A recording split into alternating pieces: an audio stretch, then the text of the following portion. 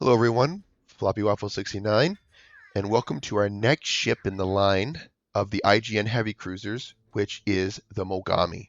As you can see, we have a different kind of setup here today. I decided not to do the port screen to talk about the stats, just because the armor layout of the vessel is nothing to write home about.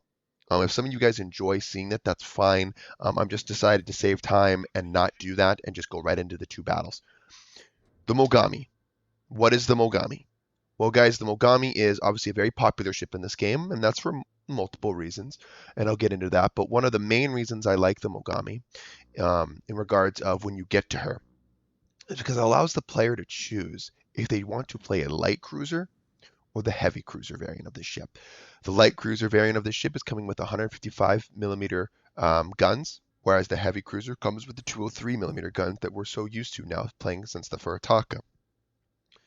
The 155 variant of this of the Mogami, I believe, brings 15 guns to the party, which is quite the amount of shell volume going down range. Obviously, you suffer a little bit in the regards of the dispersion and accuracy of the guns, but not too much that it's like, oh geez. But some good side notes of the Mogami, guys. When we're talking about her, she is coming in around 39,100 HP, and her sea detect is about 11.7 kilometers. That's about 7 kilometers by air. Her max speed is 34.5 knots. Her rudder shift, when upgraded, that is 7.1 seconds with a turning circle radius of 750 meters. Not bad at all, right?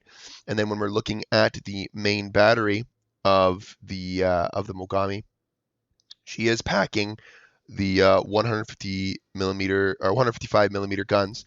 Her reload is about 10 seconds with that range when it is upgraded to 15.7. Kind of on the lighter end of the range department with the Mogami, but again, it's nothing we're not used to while grinding this line, right, guys? I find that this line does suffer in the range department, and that's why I thoroughly believe, like I've mentioned in previous two videos now, that the spotter plane edition enabled us to interchange your combat fighter for the spotter plane would be an amazing buff for these ships that I think they really do need.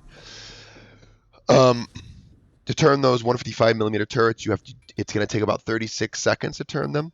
Obviously, your dispersion is 143 meters horizontally and vertically about 90 meters. Side note of the armor piercing, though, just a quick little side note. I do not recommend using the armor piercing almost at all. Maybe like 5% of the time you would actually use it.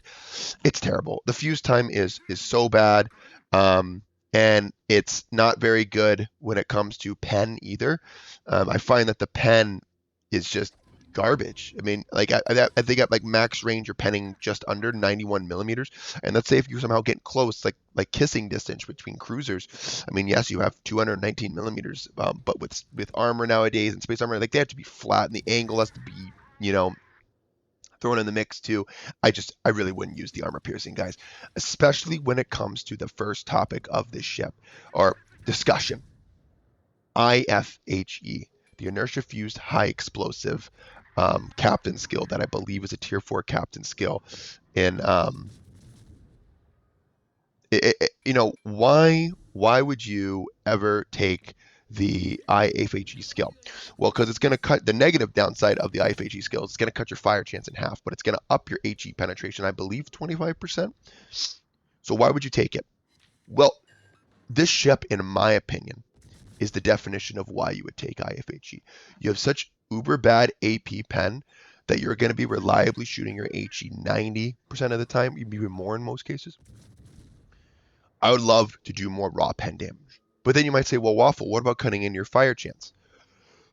And that is true. You are going to be cutting in your fire chance, which is quite potent with the 155s, which I understand. I understand, guys. But for me, your fire chance is still around 7 and 8% with the signal flags, and now I'm penetrating 25% more armor, which is getting me through that threshold that I can pen, I believe, 37, 38 millimeters of armor. That's awesome. That's a lot. That's a lot of up-tiered cruisers, same tier cruisers, battleships, bow and stern, superstructure, sometimes deck. I mean, this thing can do raw damage. It's not uncommon to see this thing do between 5 to 6k HE alpha strike damage, especially when it lands most of its shells on target. And I mean, that's awesome. That is incredible. It is certainly potent, guys. And that's why I would recommend taking IFHE. Now, there is a discussion to be made to not, because you don't want to give up that juicy fire percent chance. I completely understand and respect that opinion and value that opinion. But in my opinion, the Mogami is the prime candidate for IFHE. With her IFHE, or sorry, not with her IFHE, with her just normal HE DPM, you're clocking in around 234,000 HE DPM again, and that's just because of pure shell volume and strike on this ship, not really damage per second. So that's why she is where she is with this thing. Everybody knows this thing, 155 millimeter variant, it can be scary, and a lot of cruisers, especially light ones and heavy ones, if you have IFHE, definitely feel the brunt of this ship when it's shooting down range at you with all 15 millimeter guns. And her turret firing angles, as you can see, are nothing to write home about. The turret firing angles are not very good. I'll put them up, make sure I put it up on screen here for you guys. Yeah, they're not good. It's kind of like what we talked about with the Myoko down at tier 7. The reason why that ship likes to blow up a lot, I believe, is because people are getting used to having to show so much broadside to get all their turrets online. And it's like, I have to shoot all my turrets, right? You have to pick and choose, know where your enemies are, where their guns are pointing, and pick your right spots. You don't do it all the time, guys. Do not do it all the time. And the Mogami is no exception, and even takes that to the next level. I mentioned in my Myoko review about there is one more challenge in this line when it comes to like learning the fundamentals of the IGN heavy cruiser line, and this is it. It's the Mogami. It's the next tier after it. The amount of broadside that has to be shown to fire all these guns and get them down range, it is a lot. And it's not uncommon to see the Mogami blow up either, guys. Remember, just because you exchange the the 155s for the 203s doesn't also mean you exchange armor values and become a heavy cruiser in the armor department. No. It's just armament.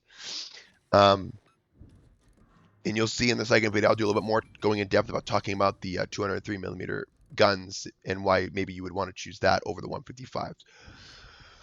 But as you can see, this thing's still with IFHE. Not only was I penning that Tirpitz or Bismarck, can't remember to see what it was, but I was also setting the fires on them too. So again, with the right signal flags, the demolition captain skill, getting you to about a 7 or 8% fire chance, plus the IFHE, to me, it's a no-brainer, guys.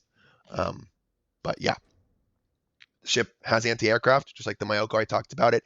It's not good enough, in my opinion, to justify building into it, because you're not going to be shooting down any more planes building into it than you would have when you had it standard as it comes. Just keep that in mind.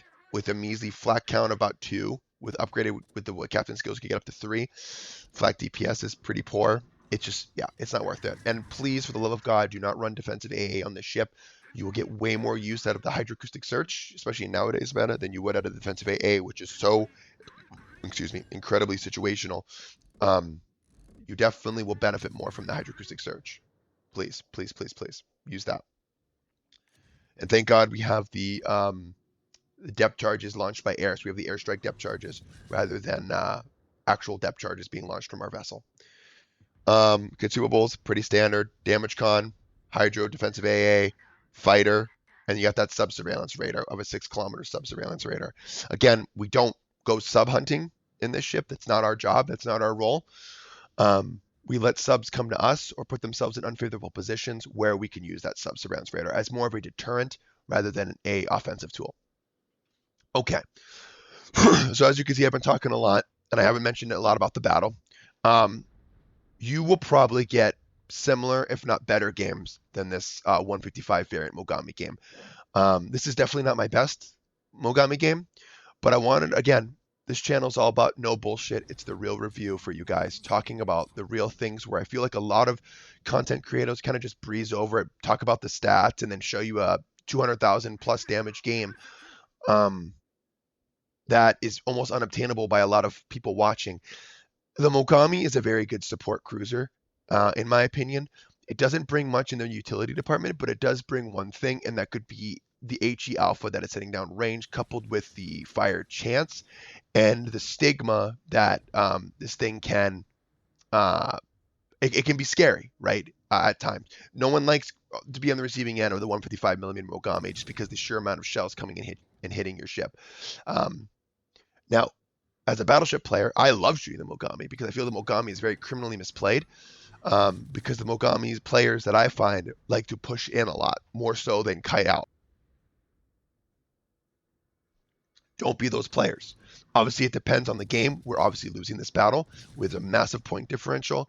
It's very, very unlikely we're going to come back and win this game. But, you know, you do what you can. I mean, there's the terrible, a Lenin, there's an Akatsuki sailing around too, somewhere around here. You know, some people might grief me on my positioning here, but the positioning, in my opinion, if I would go in against a Lenin plus 2 destroyers like this, I would die so fast, guys. This thing is not good in the armor. You might finally pick up the 25 millimeter nose and ass, but this thing in the armor department, guys, is still nothing to write home about. Massive Citadel. The Citadel now actually it comes up and then slopes a little bit to the Citadel roof deck, which is about 60 millimeters of armor on the slants or the slopes. It's not going to do anything. I still Citadel the living bejesus out of this thing. And this thing, it loves to explode. It loves to eat Citadels. You have to be careful and cautious and pick your engagements wisely in this thing. My advice, definitely play within the 12 to 15 kilometer range with this thing. And that's why I don't slot what's that captain skill?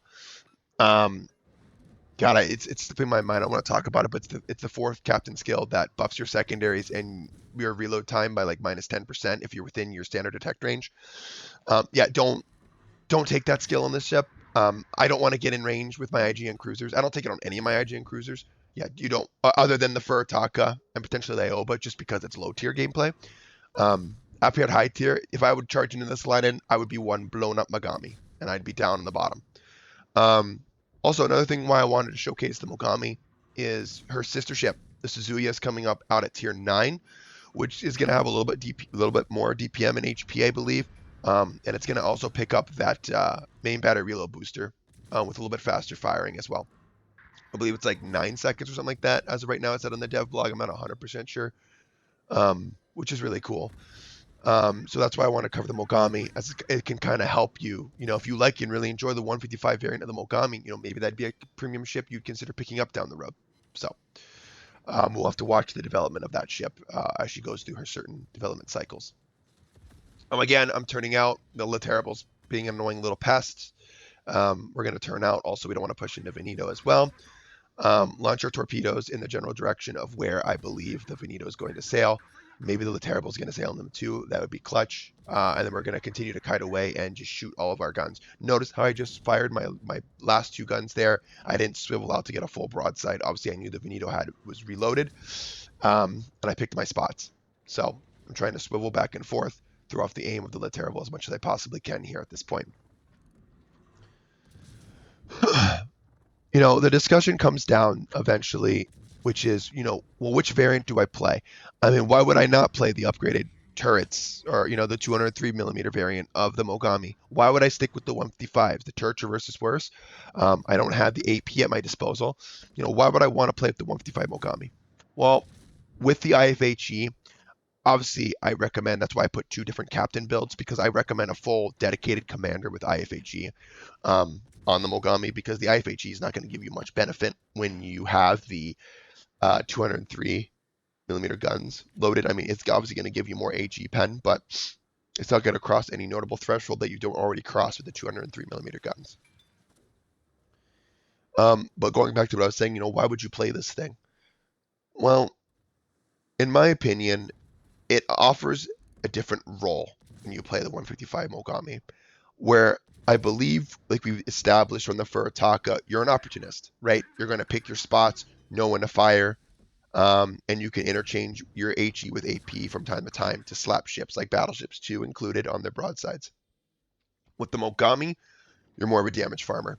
You're out there to burn everything and do as much possible damage with your HE and solely your HE, which changes the role from more of an opportunist to a very, very good supporting second line cruiser that is main target, in my opinion, are ships that have overextended, destroyers clearly, and honestly a little bit of a hot take, but battleships. I find this ship griefs battleships very, very well. And I actually will go out of my way to target battleships more so because, as we know, battleships in today's meta really don't understand how to utilize or when to use its damage control party. They'll damage control one fire almost instantly, and then I'll go ahead and set 2 or 3 fires on them, and they'll be clocking for 45 minutes, which is huge, right? Obviously, you're seeing here a prime example of the shell velocity. Now, I wouldn't consider the shell velocity bad on the 155s, but especially when you're fighting the Terrible, or the Fantasque, or any of those fast little French destroyers. I mean, even at 13, 14 kilometers, I mean, they could easily throw off your shells if you don't, account for their potential rudder juking tactics. As you see, he is completely out trading me and outplaying me, which is obviously hats off to this guy. Good for him. But yeah, I mean, you just have to change your role when you play the Mogami. Your role completely changes. And I prefer to shoot battleships in my Mogami. I don't know what it is. I just find that I do very well against them.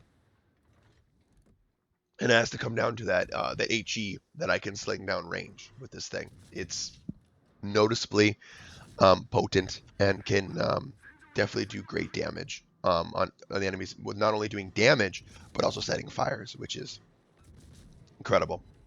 So as this game winds down, as you can see, at this point the game's over. I mean, it was over about 5 minutes ago, but I'm just farming as I sail away, and they have all 3 capture points. It's no point.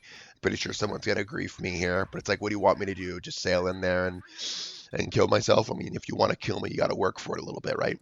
I mean, at least I'm still shooting my guns. I'm not like hiding and running to the edge of the map, right? So, but whatever, it doesn't really matter. You can't let people get under your skin, right? So, but yeah, 155 Mogami, you're gonna get better results than I got, obviously, with only clocking in about 141k damage. But I believe it's realistic in the realms to receive somewhere around 80 to 100k damage in this thing. It's very matchmaker dependent, clearly. So just make sure you know the game you're in and just be careful. So, all right, we're looking in our in the 203 millimeter gun Mogami now. We're gonna obviously change our tactics and our roles to be more of an opportunist, which is great. I believe this was the first game I played in the 203 millimeter gun Mogami, whereas the 155, it took me about 3 games to get that footage of that game to you guys. So again, take that with a pinch of salt too when you're deciding which turrets arrangement you wanna load out or wanna have. So I really consider, if you want to play the 203 variant Mogami, I consider it the poor man's Atago is one way to look at it. Very similar play style. Obviously, you don't have the heal like the Atago has, so you have to be a little bit more cautious. But that is a good gauge at what you're kind of getting. Would be similar to like an Atago with the guns. Obviously, they reload about a second faster, but they are 203 millimeter guns. So with the Mogami, with the 203 millimeter guns, your HE DPM drops to 141,429, but your APM or AP DPM goes up to about 201,000.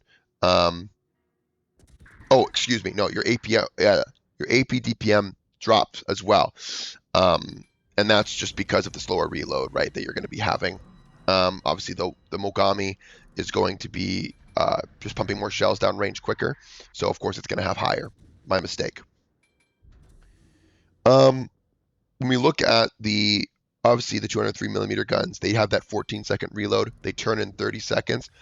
The dispersion is noticeably better, as you picking up horizontal dispersion of 53 meters and a vertical dispersion of 21 meters, which is, guys, it's phenomenal. These are going to be pinpointed shots, super accurate. I mean, I would almost consider these like DD levels of dispersion almost, but I don't know. With that being said, the fuse time finally goes back up to the 0.033 seconds, which is like normal standard fuse time. And you're going to finally be penetrating a lot more. Your pen is going to go way up as well. I believe at like 16 kilometers, which is just over your standard range, which is 15.7. You're picking up 144 millimeters of AP pen, which is pretty good. I mean, again, you're not going to be, Russian levels or Soviet levels of citadeling ships at max range, but you have that at your disposal now. Maybe with super light cruisers like Harbins or Champyons or ships like that you're going to fight, you might be able to sneak a citadel in there every now and then, or in Atlanta, right? Ships like that. But yeah, quite interesting. So you're going to see, obviously, the Fiji dropped us a nice little smoke screen here, so I'm kind of able to fire with impunity, which is awesome and super nice. I'm trying to wait to see if I have enough angle to switch to the armor piercing, which I believe I finally will have. But I mean, by the time I'm getting ready to fire Salvo, he gets killed by our allies. So, but yeah, we're just obviously when it comes to 203 millimeter guns, the DD hunting in this thing is lessened. I mean, you still have HE, don't get me wrong, and you want to shoot destroyers, but I'd much rather be in a 155 millimeter variant of the Mogami when shooting at destroyers, just with shell volume, and the amount of damage that I can pump out with HE in the Mogami rather than the Mogami with the 203 millimeter guns. It's the reload is kind of with her, and that's why it's rather lackluster and underwhelming when it comes to fighting destroyers with the Mogami with the 203 millimeter guns. So obviously sending torpedoes out, anticipating that, hey, I think this Monarch is going to actually turn back in because he doesn't want to expose flat broadside to my team, and he might sail right into those torpedoes. Again, we've talked about this with the IGN. Torpedoes are pretty detectable. I believe with the captain skill, I'm getting it to around 65 knots of speed. You're going to still see them coming, so throw them in the general direction of ships, and hopefully they sail into them and take them. Obviously, the Monarch doesn't have Hydro, which is super cool, so there's a good chance we can actually pick up a kill if they tap into land. One tactic I would like to point out in the Mogami, go to a flank and stick to the flank wide. I think you're just going to do better. I mean, can you sit behind islands and shoot? Yes. You saw me doing that last game. I was utilizing the islands to my advantage. I think any cruiser can utilize that tactic. If you can sit behind an island, not take any damage in return, but only pump out the damage on the opposing ships, 100%. 100% do that in any cruiser, not just limited to the Japanese or super lights, right? And same thing goes for this.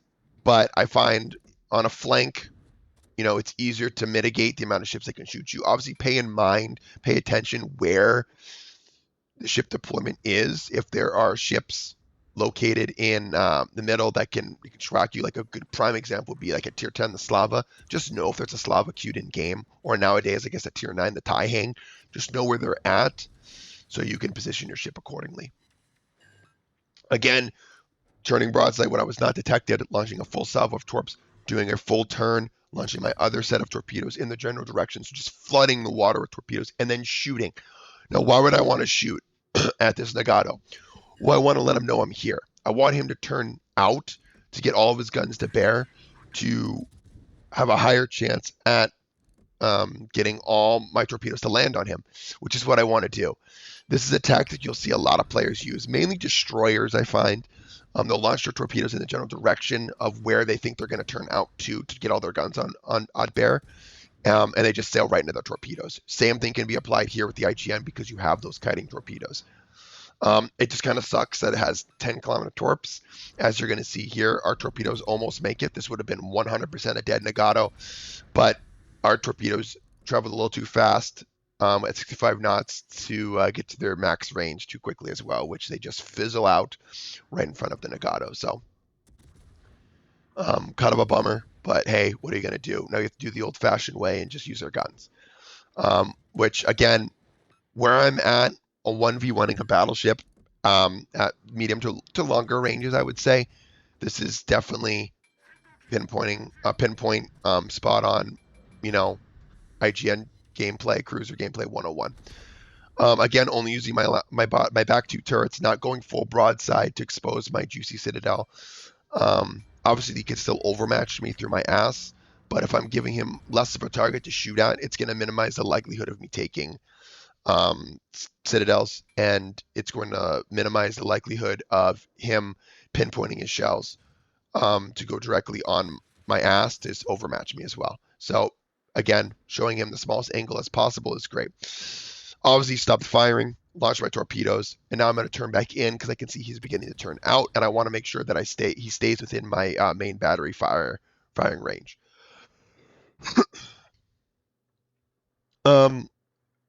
You know, based upon one game, you can't say whether or not the 203 millimeter variant is better than the 155 millimeter variant. But my opinion is of this. My opinion is if you are already used to the play style of the 203 millimeter guns and you feel you're comfortable with it, and let's say you've been carrying your commander up the tiers with you from the Furataka Aoba, whatever, I would 100% recommend you stick with the 203 millimeter guns. Go through the 155s as fast as you can and get the 203 millimeter guns. It's going to feel more comfortable to you as you're already accustomed to that play style. And your commander is going to transfer better over rather than respecing entire commander. Now, you don't have to respec a new commander, and you can flip-flop whatever you want to do. That's fine if that's what you want to do. Again, it's your commander. It's just something that I would recommend doing because you are going to take a little bit different skills here and there to help you. And that's 4 points that you can use to something else on your 203 millimeter Mogami.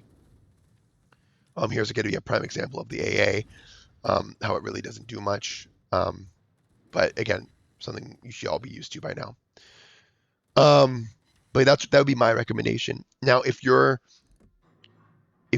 really enjoyed grinding through the 155s and you're like, wow, these are awesome, and then you tried 203s and you're like, oh, these are still awesome too, whatever, but you're going to keep your Mogami, then yeah, why not?